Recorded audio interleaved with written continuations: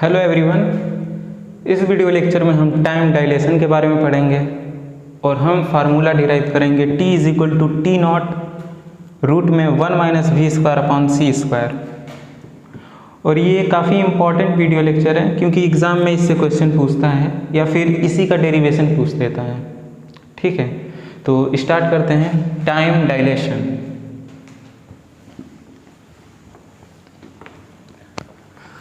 तो जाहिर सी बात है कि ये रिलेटिविटी का टॉपिक है, तो एक एग्जाम्पल तो चाहिए ही।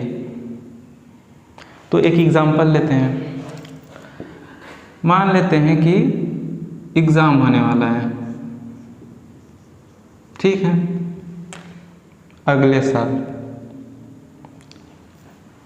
और एग्ज़ाम में दो दोस्त हैं,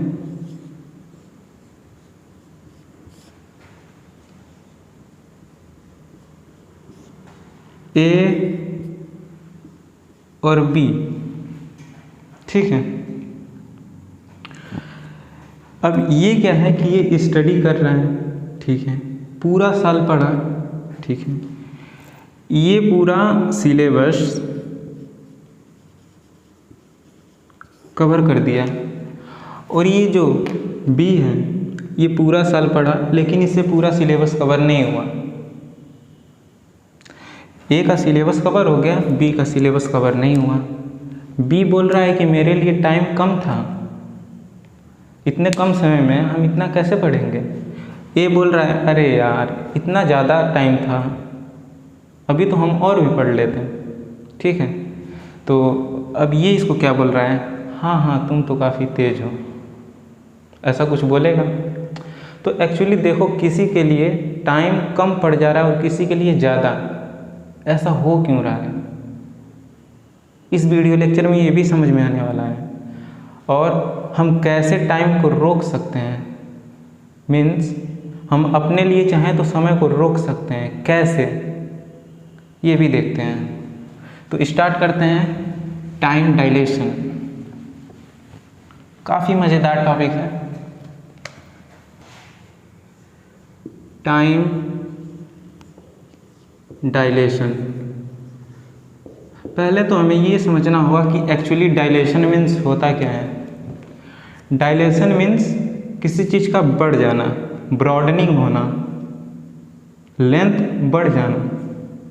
ठीक है, तो हम ये देखेंगे कि कैसे टाइम बढ़ जा रहा है और घट जा रहा है टाइम डायलेशन में। तो पहले हम डेरिवेशन करेंगे, फिर हम इसके कुछ स्पेशल केस देखेंगे। ठीक है, तो हम दो फ्रेम लेकर चलेंगे, S और S डैश, जैसा कि हम लेकर चल रहे थे हर एग्जाम्पल में और हर टॉपिक में। तो मान लेते हैं ये S फ्रेम है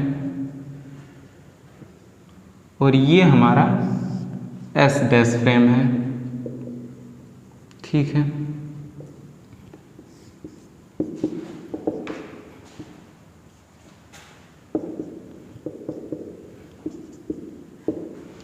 और ये ओरिजिन O और ये O डैश मान लेते हैं। अब सपोज करो कि यहाँ पर एक घड़ी है, क्या है, घड़ी है।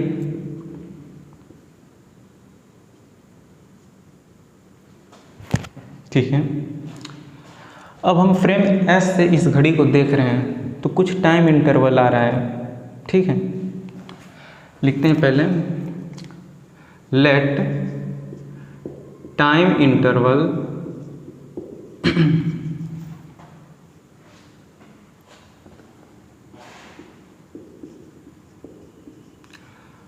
फ्रॉम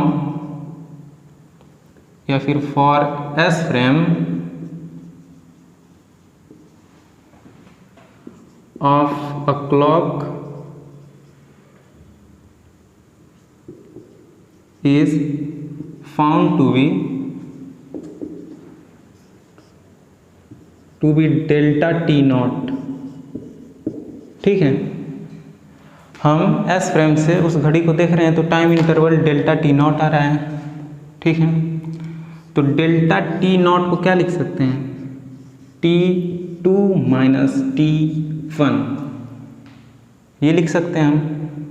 ठीक है, अब देखो साहब, अच्छा ये मान लेंगे कि कहीं x डिस्टेंस पे सिचुएटेड है, ठीक है, नहीं तो आगे लिख सकते हैं सिचुएटेड एट डिस्टेंस x, क्योंकि ये क्लॉक तो कहीं भी हो सकता है, तो मान लेते हैं x डिस्टेंस पर है, ठीक है।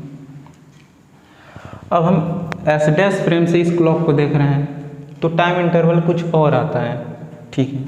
तो let time interval from for S dash frame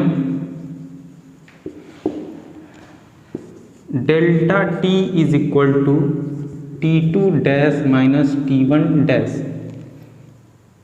जो एस डैश फ्रेम है इसके लिए टाइम इंटरवल हम क्या लेकर चल रहे हैं, delta T, T2 dash minus T1 dash.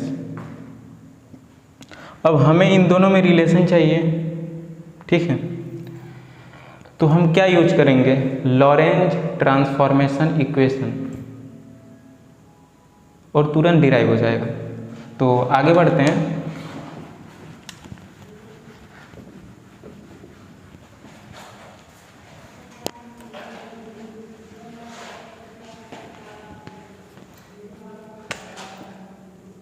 According to Lorentz transformation equation,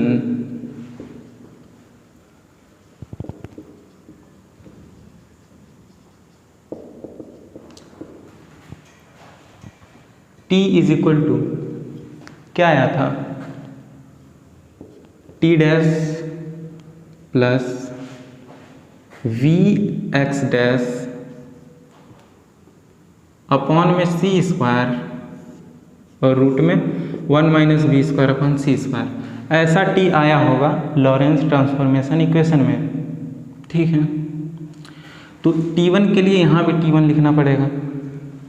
similarly T2 is equal to T2 dash minus V X dash upon में इसके नीचे सी स्क्वायर भी है, 1 minus B square upon C square, ठीक है। T1 और T2 का value इसमें पुट कर दो सब, ठीक है। इसको इक्वेशन 1 मान लेते हैं और इसको 2, इक्वेशन 1 में इन दोनों वैल्यू को पुट कर दें। पुटिंग दिस वैल्यू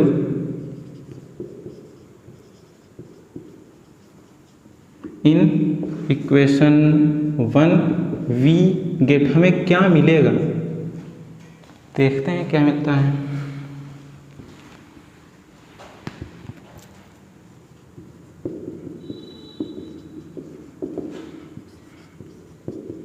T2 यहाँ पर प्लस होता है,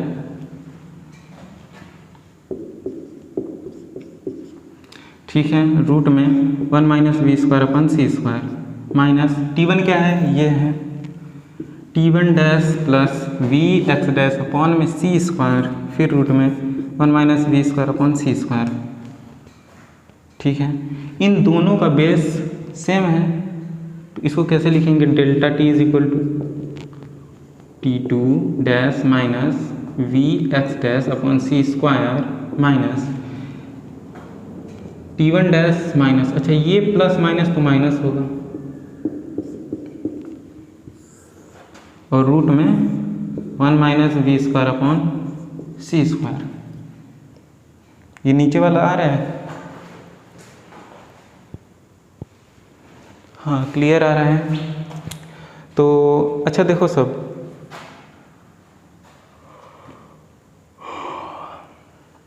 ये तो प्लस है, ये इससे कैंसिल आउट हो जाएगा, ये इससे कैंसिल आउट हो जाएगा क्योंकि ये प्लस में है और ये माइनस में, तो हमारे पास क्या बचेगा,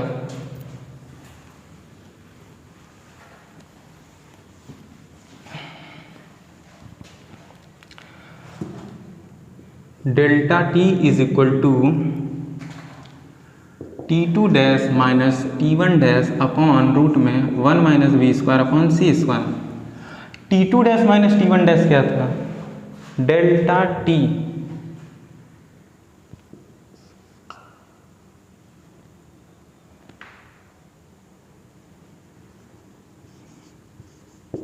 ये ओरिजिनल वाला टाइम था ना, T2 माइनस T1 लिख रहे थे तो ये ओरिजिनल वाला टाइम था। थोड़ा सा मिसप्रिंट हो गया है, अब ठीक है। T2 माइनस T1 क्या था, T2 dash minus T1 dash delta T upon में 1 minus V square upon C square, ठीक है। अच्छा, डेल्टा T नॉट तो आ गया, यहाँ से डेल्टा T को क्या लिख सकते हैं, डेल्टा T नॉट रूट में 1 minus V square upon C square. अच्छा, बुक्स में क्या करता है कि ये टाइम इंटरवल ही है लेकिन इसको T से इंडिकेट करते हैं, और जो ये डेल्टा T नॉट है इसको बुक्स में कहीं कहीं डेल्टा T नॉट लिखता है 1 minus V square upon C square. ये लिखा तो है T, लेकिन इतना मालूम होना चाहिए कि ये टाइम इंटरवल है, इसीलिए हम डेल्टा T नॉट लिखकर शुरू से ही चल रहे थे ताकि समझ में आए, ठीक है। तो आगे बढ़ते हैं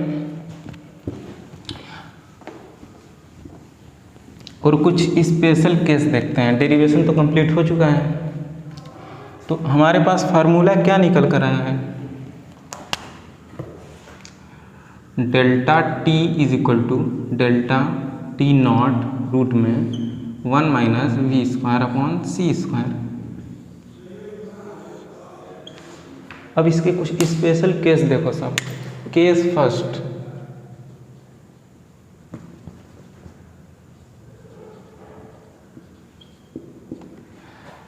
if v is much much less than c,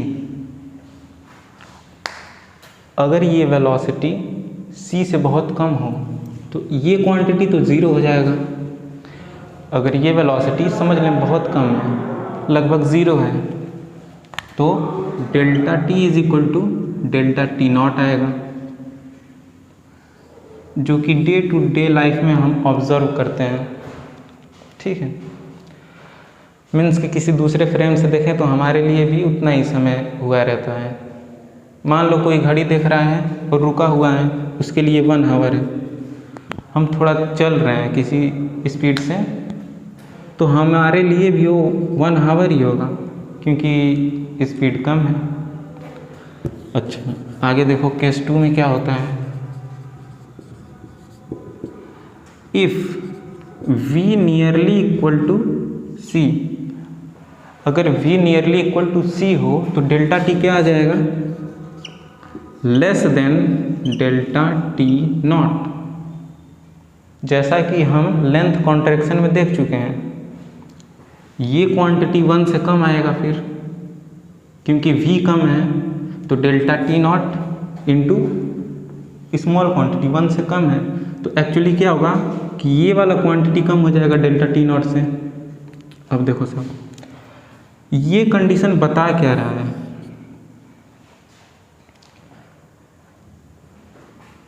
अगर कोई लड़का रेस्ट में है, मान लेते हैं A, ये रुका हुआ है और इसके लिए 1 आवर बीता है, और एक B है दूसरा लड़का, वो किसी स्पीड से मूव कर रहा है, तो उसके लिए 1 आवर से कम समय बीता होगा। 1 आवर से कम समय बीता होगा, मीन्स कि एक्चुअली 1 आवर बीत चुका है, लेकिन ये मूव कर रहा है v स्पीड से, जो कि c के इक्वल है, लगभग c से थोड़ा सा कम है, तो इसको लगेगा कि 1 आवर से भी कम ही समय बीता हुआ है, ठीक है। तो अच्छा, तीसरा केस देखते हैं, उससे काफ़ी और समझ में आ जाएगा। केस थर्ड, ये अच्छा केस है, देखो सब। If b is equal to c, अगर उस लड़के का स्पीड ऑफ लाइट के इक्वल हो जाए तो होगा क्या, टाइम c स्पीड से चल रहा है, मीन्स लाइट c स्पीड से चल रहा है, और हम भी c स्पीड से चल रहे हैं, तो होगा क्या, मेरे लिए एज रुक जाएगा। यहाँ से देखो सब, v को c के इक्वल करो तो c स्क्वायर c से c cancel out, 1 - 1 0, delta t naught into 0, delta t is equal to 0, means delta t 0 आ गया, समय बीता ही नहीं। ये क्या बता रहा है?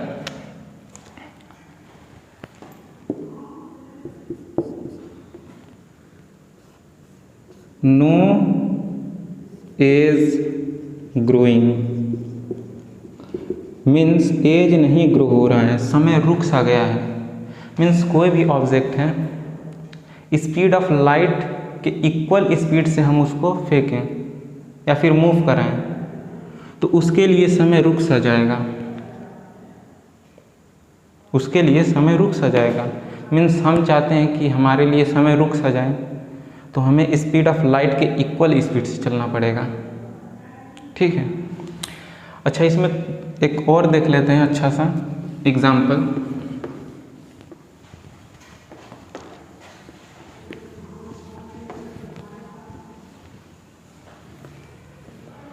वही एग्ज़ाम का एग्जाम्पल लेते हैं। यहाँ पर ए था और यहाँ पर बी था। ठीक है।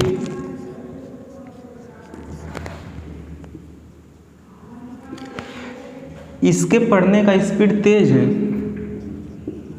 हाई, और इसके पढ़ने का स्पीड लो है, हाई स्टडी लिख दे रहे हैं, और ये लो स्टडी। तो ये होगा क्या, काफ़ी तेज़ी से पढ़ रहा है ना, काफ़ी तेज़ी से पढ़ रहा है, तो इसके लिए कहीं ना कहीं जो समय है लगेगा धीरे धीरे बीत रहा है। मीन्स इसको 100 पेज पढ़ना है, 100 पेज पढ़ना है, ये काफ़ी हाई स्पीड से पढ़ रहा है तो ये जल्दी कवर कर दिया। अच्छा, स्पीड हाई स्पीड से तो मूव कर रहा है और बोल रहा है कि जल्दी कवर कर दिए हम, और ये धीरे धीरे पढ़ रहा है। मीन्स मान लो ये नॉर्मल स्पीड से पढ़ रहा है तो इसको क्या लग रहा है, सिलेबस बड़ा है, और ये तेज़ी से पढ़ रहा है तो इसके लिए लग रहा है कि टाइम बड़ा हो चुका है। इसको क्या लग रहा है, टाइम बड़ा हो चुका है। हालांकि टाइम बड़ा हुआ नहीं है, लेकिन इसको लग रहा है क्योंकि हाई स्पीड से पढ़ रहा है, सिलेबस जल्दी कवर कर दिया है ना, और ये धीरे धीरे पढ़ रहा है नॉर्मल स्पीड से, तो इसको क्या लगेगा, सिलेबस ज़्यादा है, टाइम कम है। इसको क्या लग रहा है, टाइम ज़्यादा है, इसको लग रहा है टाइम कम है, इसको लग रहा है टाइम ज़्यादा है। यही है टाइम डायलेशन, स्पीड के साथ टाइम का बढ़ जाना, broadening of time. Broadening means बड़ा होना। ठीक है, तो ये था टाइम डायलेशन। और इसका एग्जाम्पल भी काफ़ी अच्छे से समझ में आया होगा। तो इसका कोई न्यूमेरिकल होगा तो भी आप कर सकते हैं। कैसे, टी नॉट कुछ भी कंसीडर कर लेंगे, मान लेंगे